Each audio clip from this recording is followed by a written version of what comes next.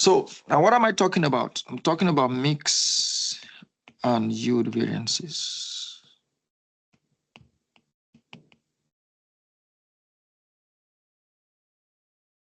This is extremely important. I need all your attention as much as you can give me for this part. And also, I need you to put on that cap of all the understanding that you've been having since we started this variance analysis since yesterday. This is not difficult. Let me first start from that. It's not different. It's not even new. And you will see it for yourself. It's not new. It's not different. It's just another analysis, like a further analysis. Remember what we did yesterday. When we did material variance analysis, we started with the total material cost, if you remember. Yeah, so we start with total material cost. Yeah, so to get this total material variance,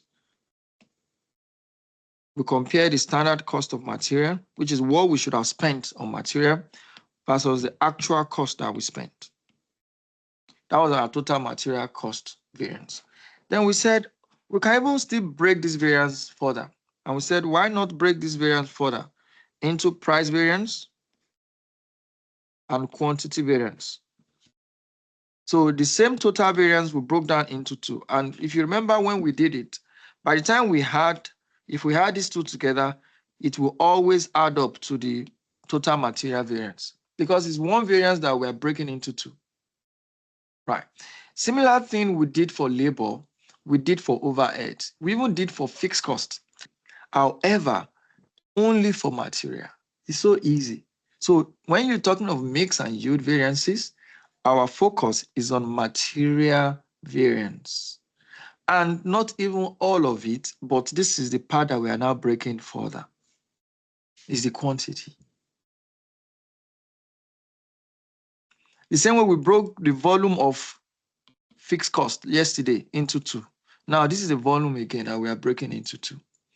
So for the fixed cost, we broke down volume into capacity and efficiency. For material, we're going to break down quantity variance into mix and yield variance. So that's the first thing you need to know. So which means this mix and yield variance we're talking about is just about usage variance. Remember, quantity variance is usage variance. Yeah. But why is it relevant? Because this is not relevant for all components. It's only going to be relevant for companies that use more than one material to produce. So you must be using more than one material. So which means you have a mix of material.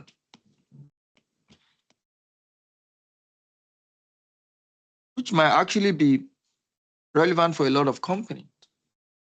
So you have mix of materials. You have things to mix together to get to the final product, which might actually be the reality in a lot of circumstances because there are very few products that will use just one material to manufacture. So which means we always need to break down into mix and yield. And you know that when you have different materials, so which means a material we have, when we talk about material cost, there might be a component of those materials, maybe A, B, C, like that. Yeah, different types of materials. The prices will also be different because they won't be sold at the same price. So which means different components will have different prices as well.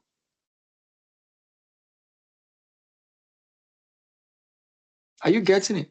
So if I need to produce material, say material X, and I need to mix A, B, and C together, definitely A will not be sold at the same price as B and not the same price as C. So that means my proportion will influence my total cost. If we don't mix it as we have planned, what is the impact on the cost? And the ultimate question will always be whether we are better off or we are worse off.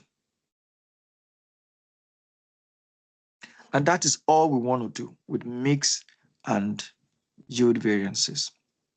Because we know all the time our plan would never be equals to actual. So even if we have a plan mix, the way we want to mix, we know that actual will always be different. But we don't have problem when it is different. We just need to know whether we're better or we're worse, because where we'll have problem with the manager if he's making us to be worse off, then he will need to answer questions. Why he is not sticking to the planned mix? Why are you not sticking to the instruction that you have been given on budget on how you should mix the materials? Because some managers will say, no, I want to save more money, I will use a different mix. Or maybe you discovered one technology or discovered something and say, no, let's mix in a different way and we'll save cost. No problem, go ahead. But if we're checking your variances, better be favorable. So that is the essence of mix and yield variance. But how are they different? When we talk about mix variance, we are focusing only on the inputs. And now when we solve a question, you will see how this is applicable. This is input focus. Because what we are saying is that we want to check the impact of not sticking to our standard mix. Impact of not sticking to our standard proportion. Remember, mix is proportion. Yeah. So because beginning of the year, we would have designed the budget and how our materials will be mixed. Yeah, the percentage of each of those components that should be used to make 1 unit of product. However, we know that the actual will not be exactly the same because there might even be a waste. A lot of things might happen that will not make it to be exactly the same. It cannot be. Excuse me, but why is it not so? Yeah, we need to find out. Either we have used more or we have used less, but we'll find out. Whereas when we are talking about yield variance is output focus. Yeah. Let's start from usage variance. We're talking about actual quantity that we used versus the planned, which is standard quantity. Then obviously we will always value at standard price. Like I always say, you should hear my voice in your exam when you are trying to write this formula that this is always saying always value at standard price. So this is what we want to further analyze into yield and mix. Yeah. So we're talking about actual quantity and standard quantity. So we always have that. So we want to do a further analysis. That's what we want to do, further analysis. Yeah. And what are we going to do? The further analysis we want to do is just to compare each of these components, both actual quantity and standard quantity. We want to compare them with something, each of them. And it's the same thing we're going to compare them with, which is the same way variance works. What do we want to compare them with? We want to compare them with the quantity that we should have used had we stuck to the standard proportion. And I will say, let me write it for you. So we're going to compare with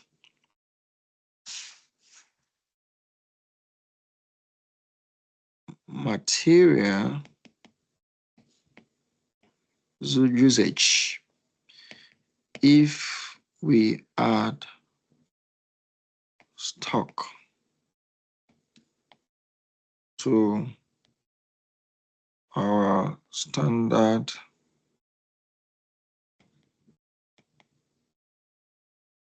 proportion, which is the same thing you call mix.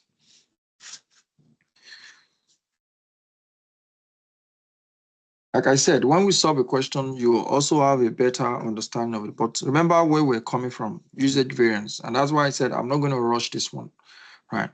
Usage variance. Usage variance is comparing actual quantity and standard quantity. Actual quantity, you always have it, is actual for each component of material. That's what was used. The standard quantity will be based on what you expect them to have used for each component at the actual level of output. You know, the way you normally calculate your standard, right? Okay, so now we've compared our actual quantity with our standard quantity, and we had the usage variance. The standard quantity that we have here, we would have gotten it based on the standard. Remember, it's going to be based on standard proportion and based on the new activity, which is the actual activity level. That's where you would have gotten this. But it's different from the standard that you're talking about here,